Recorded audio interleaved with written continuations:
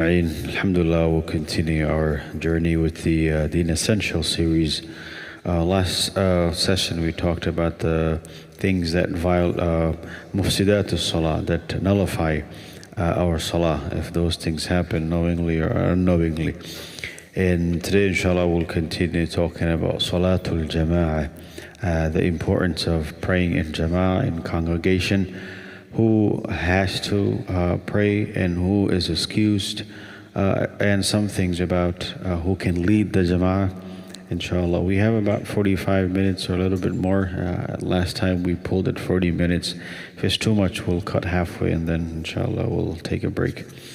So Salatul Jama'ah, is it fard, is it sunnah, is it wajib? That's the first question. So the ulama have difference of opinion. Some say it's fard ayn, it's fard upon every single person, except for a valid excuse. Some say it's a fard kifaya. If a group from the community fulfills it, then it's okay. Some say it's wajib, some say it's sunnah muakkada. And the strongest of opinion, according to the Hanafi madhab, is that it is wajib. It is wajib. It's like almost fard to them. And one of the daleels, evidences they use is وَارْكَعُوا مَعَ الرَّاكِعِينَ. There's a phone. That Allah says in the Quran that do ruku' with those who do ruku' in the so where do you find those who do ruku'? Of course, they're not in the house, they're in the masjid. So that's one of the evidences. There are some other evidences that are very clear as well. One from Bukhari and Muslim, narration of Abu Hurairah radiallahu anhu, where the Prophet ﷺ, he missed some people in the masjid for Jama'ah. And he said that I intend to command or order a man to start leading people in Salah. Then I sent someone with wood to the homes of those men who stayed at home without an excuse and set the homes in fire. So this is very strong statements from the Prophet ﷺ showing his disdain and his disapproval for men who stay at home without excuses. And this was for all 5 salah, including the difficult ones. So that's another evidence. What other evidences do we have about the importance of Jama'ah? Abdullah ibn Mas'ud, he says that whoever wishes to meet Allah Azza wa Jal as a Muslim, that let him be punctual on performing his salah where the salah is called. So the salah is not called in the house, it's called in the masjid. So he said, let him go there. And then he mentioned some rewards about it, and he says, if you don't do it, then you're going against the sunnah of the Prophet ﷺ. And he said that in our times, the only people that used to stay behind from the Jama'ah is a munafiqun ma'lubun nifaq, is a hypocrite that everybody knew that this person had this issue. And he says that sometimes some men, they would be carried or supported by 2 men on their shoulders until he was brought and made to stand in the saf. This is how seriously they took it. And of course the Prophet ﷺ, he explained to us the virtue and the fadila of praying in Jama'ah, which is 27 times more. So praying in Jama'ah is 25 to 27 times more rewarding. Because the classes are long, we do want to go on tangents a little bit so you don't get too bored. But in Saudi, there was a wealthy person that used to give cash stipend and money to students at the beginning of every month, on the first Monday of every month. Everybody just knew this. So one student, he just recently joined his place of study, and he didn't know how things work there. He went from Canada, and he was saying that the first Fajr, the first morning, it happened to be that day. And he said that he was going to the masjid for Jama'ah, of course 27 times more rewarding. So he said as he was going to the masjid, he saw people going in the other direction, right? He's confused. The masjid is this way. Why is everybody going that way? So someone said that fulus, it's money. So he said, I didn't understand Arabic. I just came, but I understood the guy was saying money, so I just started following him. Everybody was going to that place where that generous person was distributing. He had good intentions, of course, to help out students. But it shows us where we put our value. In one direction, you have 27 times more reward, and in the other direction, you have monetary value, and people were choosing to go in the other direction. So the Prophet ﷺ is telling us this: there's 27 times more reward when you pray in the masjid. Only if you were to value it the same way we value other things in life, then we would, the masjid would be more packed. Some people of other faith, they say that when your Fajr Salah is as crowded as your Jum'ah Salah, then you will know that you have become a formidable ummah that can stand on its feet and that can defend itself. So it's important that we all make that same effort to come to the masjid where the salah is called, to fulfill our salawat, inshallah. So these are some preliminary comments about the importance of praying in jama'ah.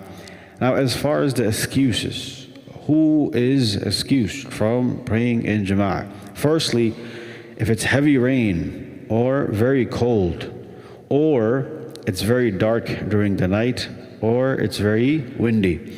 Because Ibn Umar radiallahu anhuma, he says that he asked someone to give adhan in a night that was very cold and windy. And then he said, "Ala sallu fil rihal," make sure that you pray in your homes. It was cold and windy, and he called out during the adhan and said, pray in your homes. And then he said, "Inna Rasulullah sallallahu alaihi wasallam kana ya'muru al-mu'adhdhina idha kana laylat dhata bardin wa matar yaqul ala sallu fi rihal," that the Prophet sallallahu alaihi wasallam used to do this. He should tell the mu'adhdhin that tell the people to pray at home because it's cold and windy. Similarly, if it's a lot of mud, nowadays in our environments we don't have mud, but we have something similar to it, and that is snow. There's a lot of snow. That is also a valid excuse. Ibn Abbas radiallahu anhu, he was giving khutbah in a day that was very muddy, and he commanded the mu'adhin when he went to Hayya al-Falah, he reached Hayya al-Falah, he said, "Qul as-salatu fi rihal," say that you pray your salah at home. And people started looking at each other. What is he doing? How are we supposed to pray at home? They didn't approve it. So he said, as if you're disapproving this. And then he said, "Inna hadha fa'alahu man huwa khayrun minni." The one who's better than me, he did this exact same thing, and he's talking about the Prophet sallallahu alaihi wasallam. And he explained that praying in jama'ah is an important matter. It's almost fard for everybody, and I don't want to uhrijakum, to make it difficult for you, and I didn't want to expose you to committing sin. So this is another excuse. If a lot of mud or snow, rain, heavy rain, very severe cold, or it's very dark during the night. The second valid excuse is khawfu zalim ala nafsi wa mali, that a person is scared of an oppressor upon himself or his wealth, or he's afraid that he will lose his wealth because of that oppressor, or that he will miss his train or flight or whatever it is if he starts salah in jama'ah. So if you're praying in a terminal and you look at the time and there's a jama'at going on, and you're scared that if you join the jama'at, your train or your flight, whatever, it will leave, then that's a valid excuse to miss the jama'at and just maybe pray inside after you check in, or in the airplane itself. Right? So Ibn Abbas, he says that the Prophet ﷺ said that whoever hears the adhan and a valid excuse doesn't prevent him. The people ask, وَمَا الْعُذْرُ, what is a valid excuse, Ya Rasulullah? He said, خَوْفٌ أَوْ مَرَض, fear or sickness. I remember in Corona, the COVID days, the whole masjid was empty because they had fear and sickness both. Fear of life. لم يقبل منه الصلاة التي صلى, the salah that he prays is not accepted. The Prophet ﷺ said this in the narration of Abu Dawood, that whoever hears the adhan and he doesn't have a valid excuse to come and join the jama'ah, then that salah is not accepted from him. This is a hadith of the Prophet ﷺ. So that's the second excuse. The third excuse is a person who is sick and he cannot walk to the masjid, like the one who is bedridden, or he may be amputated, or something like that. Or someone is looking after a sick person. These are valid excuses. Another one is if there's food in front of you, and we talked about this last week actually. If there's food in front of you, then you're not supposed to leave the food. Not supposed to meaning you're going to be thinking about the food. It just came right in front of you. And Ibn Umar, he used to actually do this.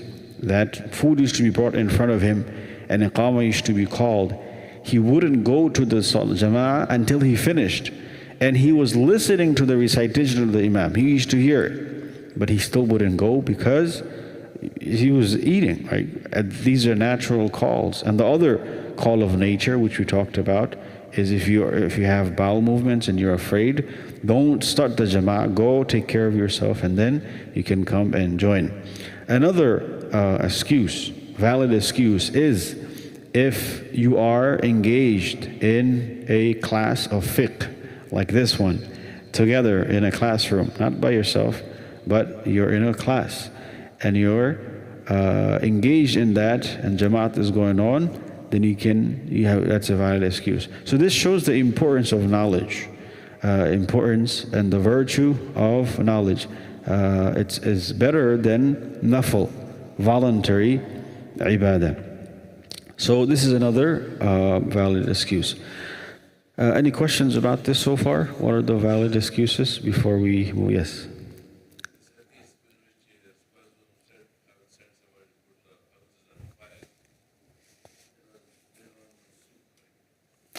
I'm not aware of anything like that where it was mansukh, but this is a hypothetical scenario.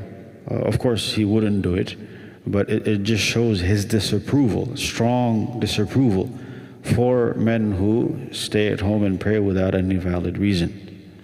But mansukh is basically abrogated. A different ruling takes precedence over that. So here there's no ruling, right, to begin with.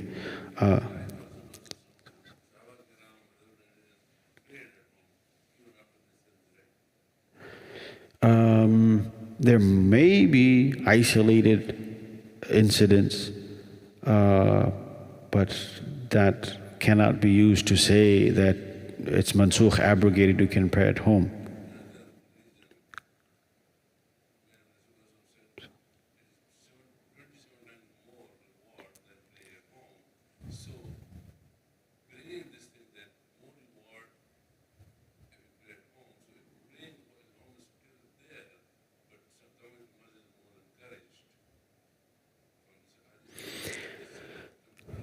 Yes, so that's one hadith where the Prophet ﷺ is only giving us encouragement for what you get from this.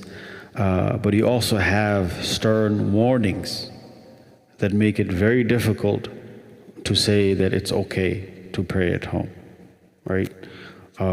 Very difficult to say. We went over some of the hadith, but some scholars also say, Allah said, "Orka'u ma'ar-raki'in." Do ruku' with those who do ruku'. It's like a command, straight command in the Quran. Right, so, yes. Oh, yeah.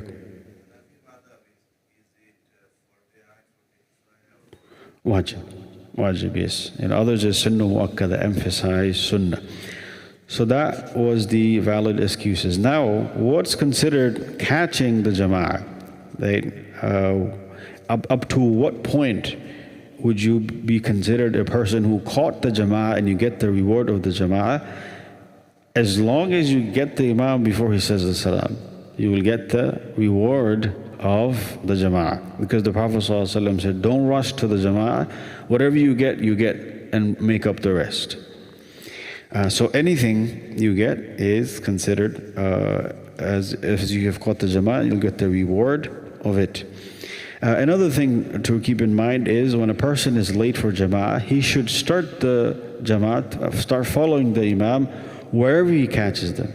What does that mean? So sometimes a person comes in and the Jama'at is maybe doing sajda. And they're like, oh, I didn't catch the rak'ah. I missed the rak'ah anyways. Let me wait until they get up and then I'll join the Jama'at. So you're supposed to catch them wherever they are. Say Allahu Akbar and go down and catch the Imam.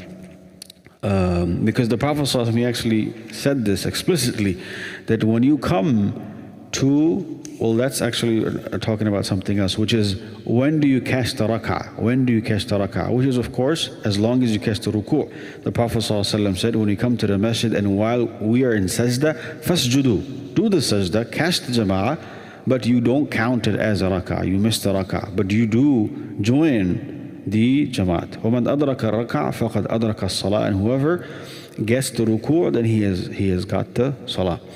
So this is as far as catching the Jama'ah. Now, some things about if a person is praying nafil and the salah starts, what should he do? If a person is praying, yes.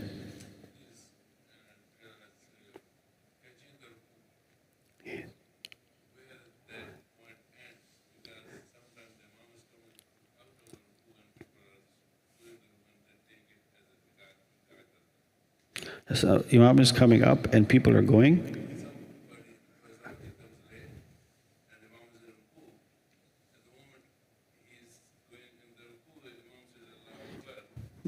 He says Allahu Akbar, that's it.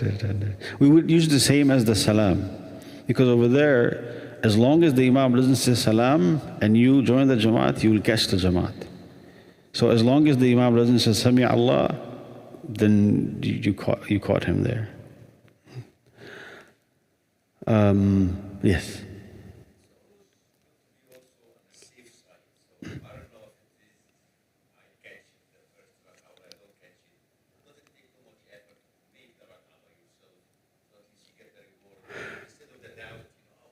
Right. So that's a very, like maybe a couple of seconds or maybe 1 second, a very rare scenario. As you're coming in and you hear the Imam say Sami Allah, that's it, just don't join him. It's too late to join the Imam. He's saying Sami Allah, that's it. But you will know if you caught him or not. You will have that peace of mind that yes, I caught the rak'ah, right? Inshallah. Okay.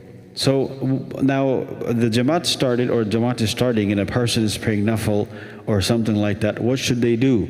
Allah says, وَلَا تُبْطِلُوا أَعْمَالَكُمْ. Do not nullify or cancel your deeds. So you don't have to cancel or cut or break your salah that you're praying if fard salah starts. Although there is a hadith where the Prophet ﷺ says that when the iqamah is made for salah, then there's no salah except the fard salah. So the scholars say that means don't start any salah. Don't start any salah. So just before maybe a minute or something like that, we should keep in mind that, if I start salah, where I will be, Jamaat is about to start. We know exactly when Jamaat starts nowadays, by the way. So we should keep that in mind. So this is just one note on the side.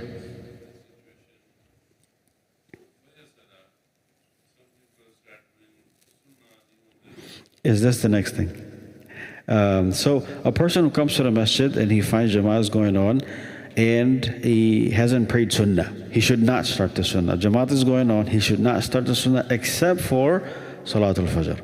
Except for Salatul Fajr. If he thinks that he will catch the Jama'at even a little bit, then he should do the sunnah and then join the Jama'at. But if he thinks he will not catch the Jama'at, then he should leave the sunnah and join the Jama'at, inshallah.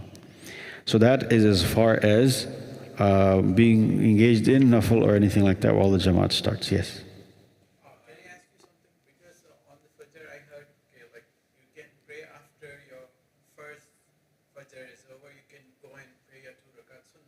Yes. So because this is Hanafi fiqh, Hanafi fiqh, you can't pray after the fard, you pray after sunrise. But yes.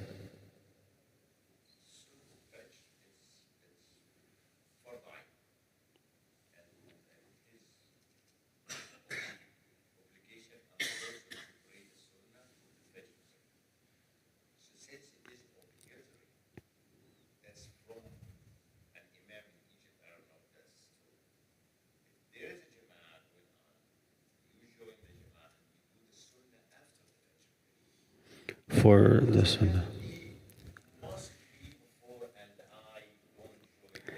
Right. Yeah. Yes. Yes. Yes. Yeah. So this is a very famous, popular debate among the Hanafi madhab and other madhab. In Hanafi madhab, you can't pray after Fard Salat, the Sunnah, after it, unless the sun has risen already. Then you make up the Sunnah. So that's the reason why they say, yeah. So these are some things about praying Sunnah and Nafil before the Jamaat. Now, leaving the masjid before the Jamaat. Leaving the masjid before the Jamaat. يُكْرَهُ تَحْرِيمًا. It is makruh tahrimi to leave the masjid after the adhan has been called or after the time has entered without praying that salah. So you're in the masjid, Dhuhr time comes in and you don't pray, you just leave. Or the adhan is called and you don't pray and you leave. That is makruh tahrimi. They said that we were sitting in the masjid with Abu Hurairah radiallahu anhu. The muadhin gave adhan and a person got up and he started walking. Abu Hurairah was following him with his eyes until the person left the masjid. Abu Hurairah said, "Amma hadha faqad asa Allahu alayhi wa sallam." So if the adhan is called, we don't leave the masjid. Except if there's, of course, valid. If somebody wants to just go out between the adhan and the iqamah for something and come back, okay.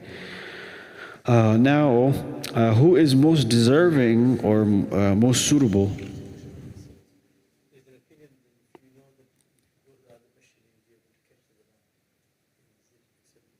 Yes, is acceptable. That's actually one of the exceptions. Yes, that if the person is an imam or muadhin in another masjid, then it's okay. Or he has a lesson or a class to join, or he's just going to get something and he'll come back. That's okay. Now, who is most suitable to lead the salah? The Prophet ﷺ said, يَأُمُّ الْقَوْمِ أَقْرَأُهُمْ لِكِتَابِ اللَّهِ. The one who's most well-read should lead the people in salah. If they are equal in that, then the most knowledgeable. If they're equal in that, then the most senior. If they're equal in that, then the one who has the best akhlaq, etc., etc., and it keeps going. But most of the time we don't face this issue because in most of the masajid we have designated imams, so we pray behind the designated imams. It is makruh to put forward someone who is not aware of the rulings of salah.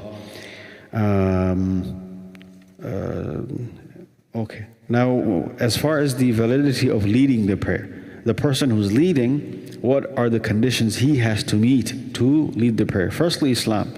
If a person is not Muslim, of course, that's not going to happen. Al-bulugh, a person has to be baligh, at least for the fard salah. And nafil salah, there's a debate, but for the fard salah, it has to be a baligh. You can't put a child up. The next condition is the imam has to be a male. You can't put a female imam up there. Although there are cases around the world where, you have these things. Next thing is that the imam is in a stronger state than the one who's following, which has some discussions, but it's not so relevant, so we'll skip that as well. If a person is sitting, if the imam is sitting and people are standing, can they follow that imam? This is an exception because the Prophet ﷺ did that, so it is okay. In rare scenarios, if this ends up happening, it is okay. What are the conditions of following the imam? So this was about conditions of leading, not conditions of following. Firstly, the muqtadi has to have the niyyah that you're following that imam. Of course, it doesn't have to be verbalized that I am following this imam. It's okay if you do it, it's better. So just everybody's on the same page, your heart and mind is on the same page. But what it really means is that you're praying behind this imam. Maybe you're at home. Simultaneously, Jamaat is going on in the masjid, and you realize after, and you're thinking, I'm following that Jamaat, that's not going to happen. And you have to know, you have to be very well aware that you're following this specific imam. The next condition is that the person who is following the imam, he doesn't go ahead of the imam. If you go ahead of the imam physically, your salah breaks. Not the imam's salah, but your salah.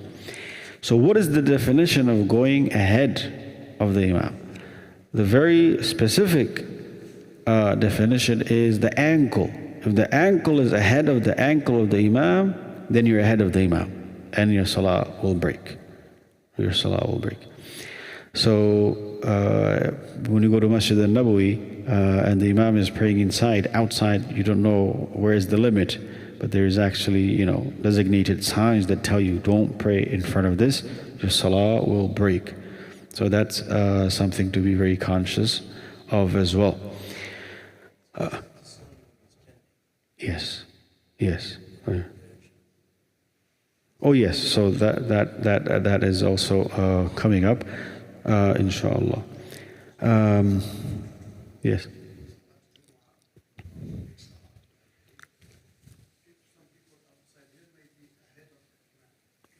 Outside.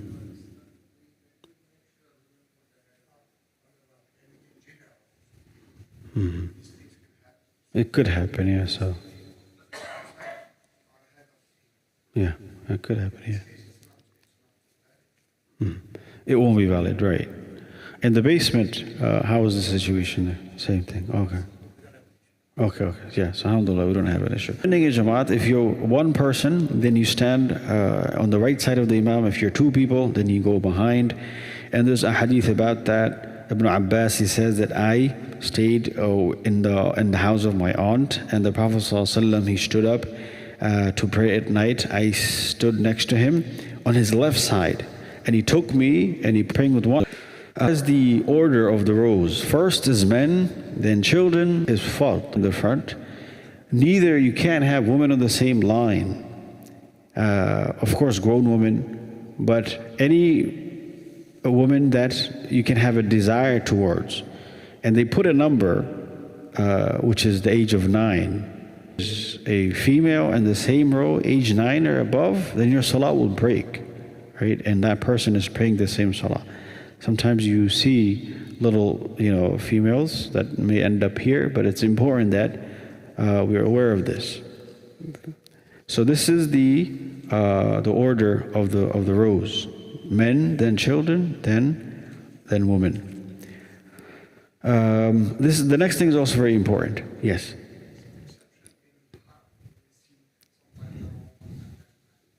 Yeah, haram is exception, inshallah. Same thing with passing by. But we should, try as much as possible. The next thing is when you're inside the masjid and you're praying in the second floor, for example, there's a jamaat going on there. It doesn't have to be physically attached with this main jamaat, if you will, as long as it's in the same masjid. So it's not in the house, it's not in your house, it's not in your store. It's okay as long as it's in the masjid. And this question was brought to me so many times, that there are children paying upstairs, how come you're not bringing them down? And I told them it's completely fine and valid. And until now, I'm still waiting for them to bring something that says it is not valid, right? So it's okay to pray upstairs or downstairs as long as it's the same masjid. If a person is, like we said, he's praying in the house or he's praying. However, if the house is attached to the masjid or the store is attached to the masjid, then it's okay. They can see the jamaat, then it's okay. Now, as far as, yes.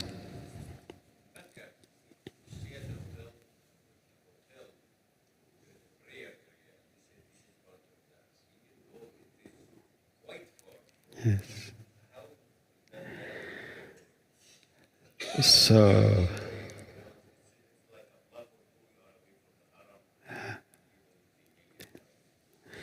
So there can be some leeway that maybe there's windows, you can see the jamaat in front and you can follow.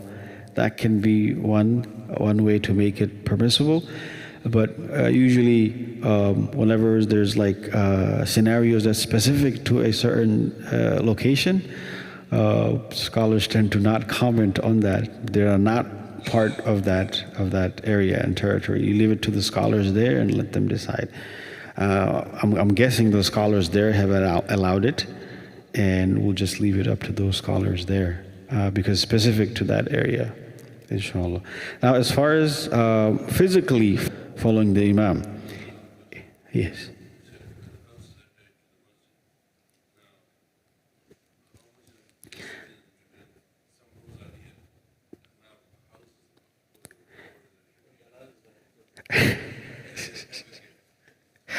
So it's like, you would say physically attached.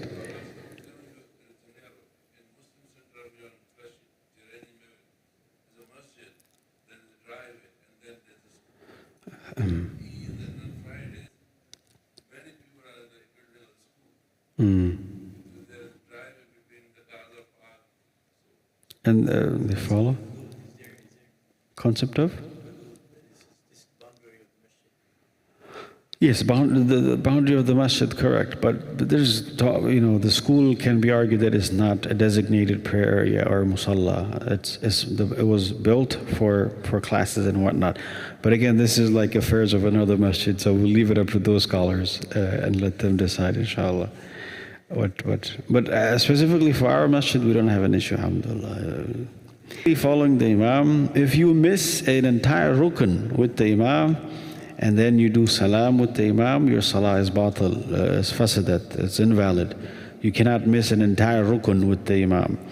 So sometimes maybe in Salatul Taraweeh, the imam is going a little faster, and you're still in sajda, and he came back to another sajda, and you're still in sajda, you missed that in between action, you have missed the following the imam. Now, how about if you are still completing a wajib and the imam has moved on? Should you complete the wajib? Like, for example, reading tashahhud, reading at-tahiyyatu lillahi wa salawatu is wajib. So you're still reading and the imam has already left to the third rak'ah, for example. So it's better that you finish the wajib and then you go follow the imam. But if it's not wajib, like it's sunnah or something, to say Subhana Rabbiyal Azim 3 times, you said 2 times, the imam left, go, it's better to follow him. So if in the last sitting, the imam is doing Durud Ibrahim, or you're doing Durud Ibrahim, and the imam has finished already, then what should you do? You finish the whole thing and finish your salah, there's no problem. But if you haven't finished at-tahiyyatu lillahi wa salawatu, then you finish that and then you give your salam. And the person who caught the jamaat later, when should he stand up? After both salam of the imam, he should stand up. But if he stands up after one salam, it's fine. But it's better to stand up after both salam, because it's possible that the imam may go to sajda to sahu after one salam. So it's to be sure, you stand up after both the salam. Yes. Mm-hmm.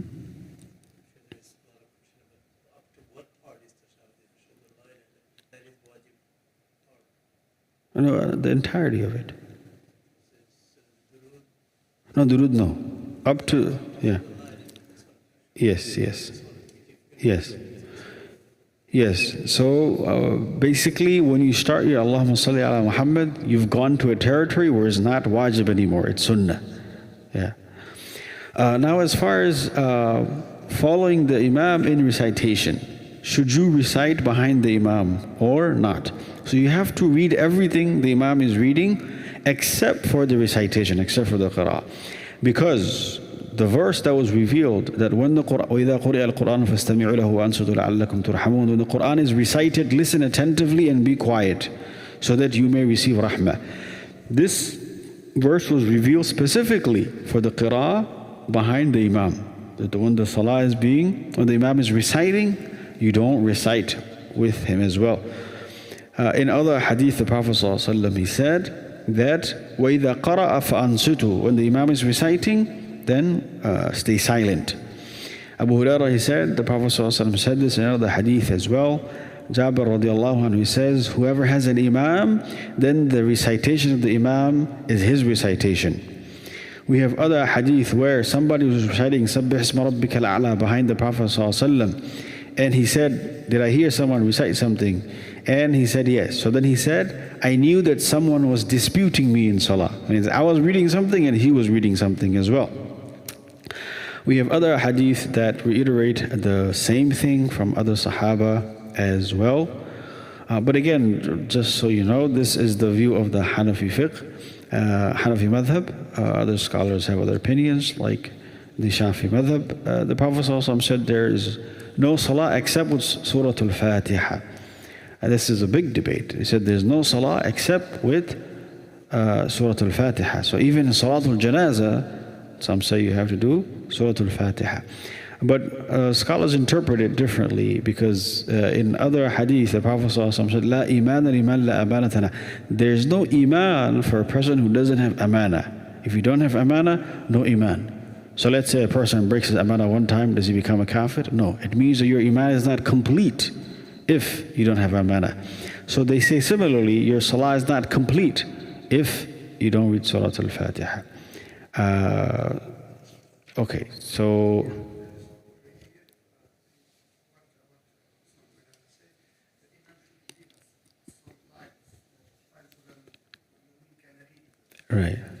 Right, yes.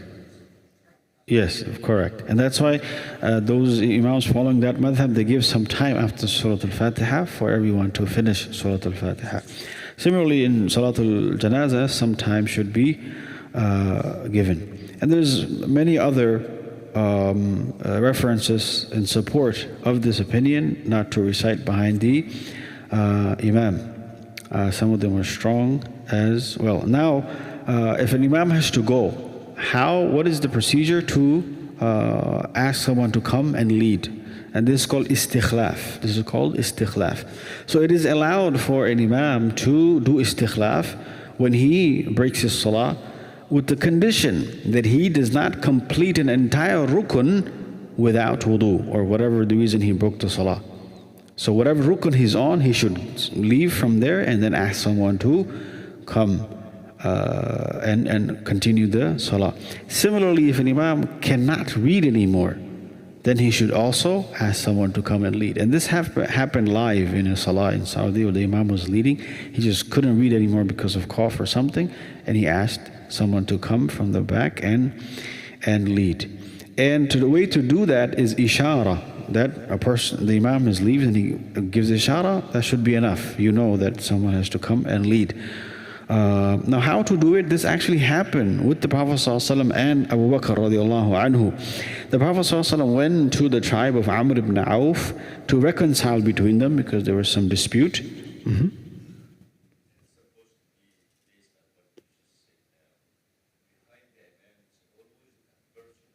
Yes. Yes.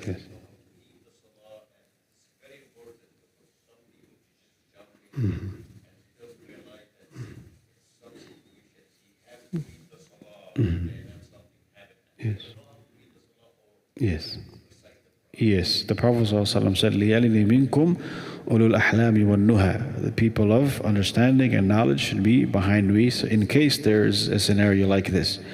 So everybody should have the basic knowledge of leading salah, inshallah. So this scenario, the Prophet ﷺ went to Amr ibn Auf's home to reconcile between them. Something happened. Salah time came. Muadhin came. Abu Bakr told him. He asked Abu Bakr, "Will you lead the salah?" He said, "Yes, I will." And then the Prophet ﷺ came and he joined the jama'ah. And the people started clapping or making some sort of noise to let Abu Bakr know something is up. So Abu Bakr was of those people who wouldn't look around in his salah. So he wasn't budging, he was just continuing leading. And then people started making more noise. And now he's like, something is up. He looks behind and he sees the Prophet ﷺ. So the Prophet ﷺ actually gave him indication that you lead, it's okay, you lead. And فَحَمِدَ Allah, he actually praised Allah, raised his hand for what the Prophet ﷺ just did. He actually gave him the prerogative to lead the salah while the Prophet ﷺ is praying behind him. But he said, ثُمَّ اسْتَأْخَرَ أَبُو بَكْرَ حَتَّى اسْتَوَى فِي الصَّفِّ. He actually went behind until he came to the saf. So he went behind until he came to the saf, and the Prophet ﷺ went in the front and he led. So this shows us how we should ask someone to come and lead if there's a reason why. So when the salah ended, the Prophet ﷺ asked, "Ya Abu Bakr, ma mana'aka an tathbut idha amartuk?" Why did you not stay when I asked you to do that? He said, "Ma kana libni Abi Quhafa yusalli bayna yaday Rasulillah sallallahu alaihi wasallam." That it is not befitting for Abu Quhafa, which is Abu Bakr, to Ibn Abu Quhafa, to lead the salah in front of the Prophet ﷺ. That's why I didn't. But we understand the procedure, and this happened with the Prophet ﷺ. And the last thing is, it is disliked to repeat a jama'ah in the same masjid, in the same fashion and manner. So let's say there's a salah that's going to go on at 1:30 p.m. At 1:15, or actually even after the salah ends, there should not be another jamaat in the same exact place in the same exact manner. The only exception is tariqul musafirin. If the masjid happens to be like in a train station or in a busy area, there's a market, people are coming and going, in that case it's okay. But otherwise, there should be one jamaat in the masjid to encourage the people to come and join that specific one jamaat for everyone. Otherwise, you'll have 10 small 1-minute jamaats that people are just going to come whenever they like. So this is the last thing about jamaat. Inshallah, next week we'll talk about ahkamul masajid, the rulings regarding masajid. Yes, inshallah.